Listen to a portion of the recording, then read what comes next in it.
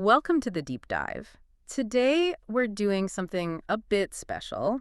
Mhm. We're diving into some really timely material that actually came from one of our listeners, someone in the Shield Media community. That's right. Specifically for you folks who follow the Shield Media podcast and the business page, this one's tailored for you. Hello, I'm Lex. And I'm Vera.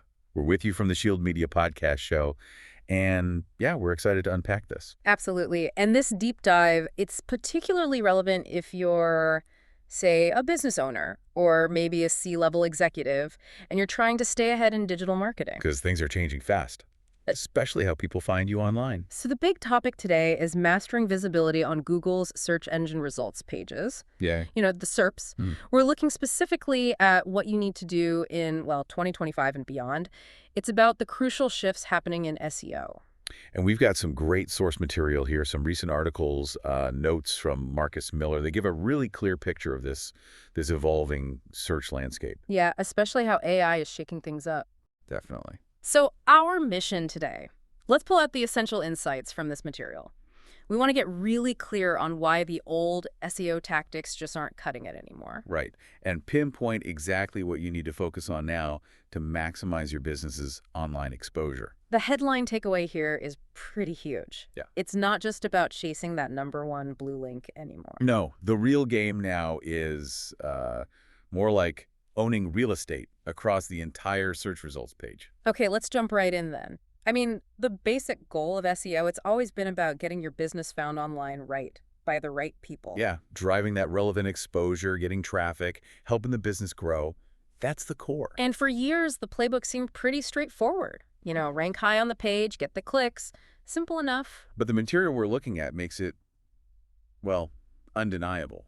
Those simple 10 blue links of the past, that's not the full picture anymore. Not at all. In many cases, not even the main part of the picture. And the reason why is fascinating. It's Google integrating AI more and more, which is creating these, what the source calls complex, multi-dimensional experiences. Search results are just becoming way more personalized, more varied for every single searcher. And this is where SERP features become absolutely critical. Right. As the articles explain it, these are any element on a search page that isn't one of those traditional blue links. So we're talking things like featured snippets, images, local packs. Maybe those people also ask boxes, review stars, loads of things. Loads. And here's the kicker.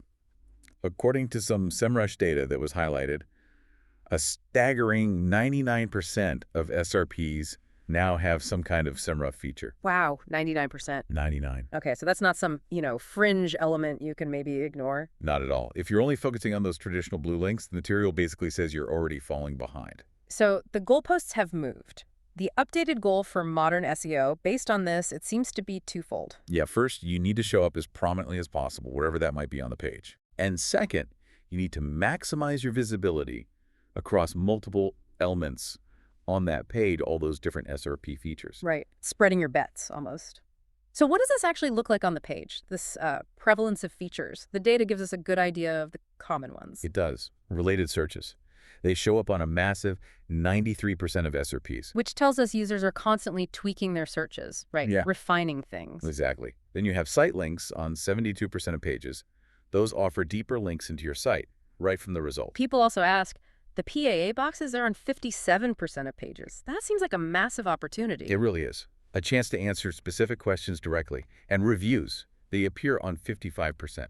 Which just shouts how vital trust and social proof are now, right there in the result. Totally. And images are showing up on half of all SERPs, 50%. Visuals matter a lot. And the material mentions others too, like knowledge panels, local packs for local businesses, videos, products, even AI overviews now. Yeah. Featured snippets, top stories, carousels. Even if some are less frequent overall, they can be super relevant depending on your industry, your business, the specific keywords you care about. The term they use is blended cura piece. It shows how all these different features appear together. And critically, they often push those traditional organic blue links further and further down the page. There's that really stroking example in the material, the search for glass staircase. Oh, the glass staircase. Yeah, that one really stood out. When you search for that, you didn't see blue links first. It was ads, then shopping results, then images, then a big block of people also ask. before you finally got to the traditional organic result. Exactly. And the kind of mind-blowing fact they cite is that the first traditional organic blue link, it was the 19th result on the page. 19th. And if you count the ads at the very top, Closer to the 27th result. 27th. Right. That just fundamentally changes what ranking number one even means, doesn't it? Absolutely. It doesn't guarantee the same eyeballs it used to when it was just 10 simple links. And there was that other example, the pinball search. That page was a mix too. Right. Shopping ads, some organic results, images, PAA, and a people also search for section. Yeah, and that people also search for, in the pinball example, really insightful. That's so. It suggested that people searching just pinball might actually be looking into, like, digital pinball games or apps. Ah, so not necessarily looking to buy a big physical machine. Exactly. It shows how user intent can kind of shift and refine while they're searching. They also mentioned how geography mattered there. Like, maybe physical pinball machines are less common in the UK than the US, changing the results. Okay, so these examples really hammer home the point. If you're only focusing on that single organic rank, it's kind of a losing strategy now. Yeah, when all these other features are eating up so much of the page's real estate, your business needs to be visible in multiple places on that page. So if the old way isn't the whole game, how do you actually tackle this blended SRP thing? Well, the material gives us a pretty simple, actionable framework. It's called the SAO process. SAO. Okay, search, analyze, optimize. All right, let's break SAO down. Search first. Yep. Step one is search. This is about finding the keywords that matter to your business. Pretty standard SEO stuff here. So using keyword tools, looking at your rank reports, PPC data maybe. Exactly. Even digging into Google Search Console to see what people are already using to find you. Standard keyword research, basically. Got it. So once you have your keywords, next is analyze. Precisely. For each keyword you care about, you then analyze the SRP layout for that specific term.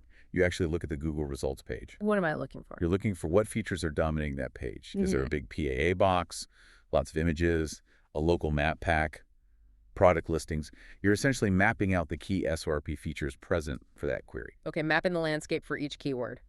And then optimize. Optimize. This is where you act on your analysis. You implement specific optimization tactics tailored to the features you found. Ah, so not just optimizing for the blue link anymore. Right. You're optimizing for the PAA box or for image results or for the local pack, depending on what you saw in the analyze step. That makes sense. And the article's made a good point, too, if your business is already ranking organically for a term. Yeah, boosting your presence in the other features on that same page, sometimes that can be, relatively speaking, simpler. Because you've already established some relevance with Google. Exactly. Now it's just about making sure that relevance shows up in the different formats Google is choosing to display on that page. And the sources gave some really practical tips for optimizing for the big features, right? Yeah, some really actionable stuff. Let's maybe highlight a few that would be especially useful for, the business owners and execs listening. What about people also ask, PAA? Okay, for PAA, the key advice is look at the SERPs. See what questions Google's already showing for your important keywords. Okay. Then create content on your site, maybe an FAQ page, or just within your service pages that gives really clear, concise answers to those specific questions. Structure it well. So Google can easily pull your answer. Makes sense. What about reviews? We saw they're on over half of SERP. Right. For reviews, you need to be using review schema markup on your site. That's the code that helps Google understand you have reviews and potentially show those star ratings. And I assume actually get reviews. Oh, absolutely crucial. You have to encourage your happy customers to leave reviews. Those positive reviews build trust right there on the results page. It influences clicks, leverage both aggregated reviews and single ones. Okay. And if you're a local business, that local pack feature is vital, yeah. Non-negotiable if you have a physical presence or service area. Optimization starts with your Google business profile, your GBP. Keep it updated. Meticulously. Address, phone, hours, services, all accurate. Use local keywords on your site. Definitely encourage reviews on your GBP profile and post regular updates there too. It's Google's main channel for local info. Good advice. Images. 50% of SRPs have them. Optimize your image file names. Make them descriptive. Use accurate alt text. Make sure the images are actually relevant to the content around them. And maybe create an image sitemap. Okay. And for e-commerce businesses, optimizing for products. Essential. Use product schema markup that gives Google all the detailed info like price, availability. Make sure your data is accurate. And submit your product feeds to Google Merchant Center. Right. What about these new AI overviews that are popping up? How do we optimize for those? It's still early days, but the thinking is create really comprehensive, well-structured content that directly answers potential user questions very clearly. So good content, basically. High relevance. Pretty much. If your page is a great authoritative answer and you're already ranking well, you stand a better chance of Google's AI using your information in its overview. Gotcha. And lastly, featured snippets. Those answer boxes at the top. Structure your content to directly answer common questions. Use concise language. Think lists, tables, bullet points formats Google likes for snippets. Prioritize accuracy and clarity. Make it easy for Google to grab your answer. This is great. Very practical. But it feels like it goes beyond just, SEO tactics sometimes. It really does. The material makes a strong point that improving CTR visibility isn't always just about tweaking your website. How so? It can actually connect directly to your broader business strategy. The insights you get from analyzing SERPs, they can, and maybe should, influence your actual product or service offerings.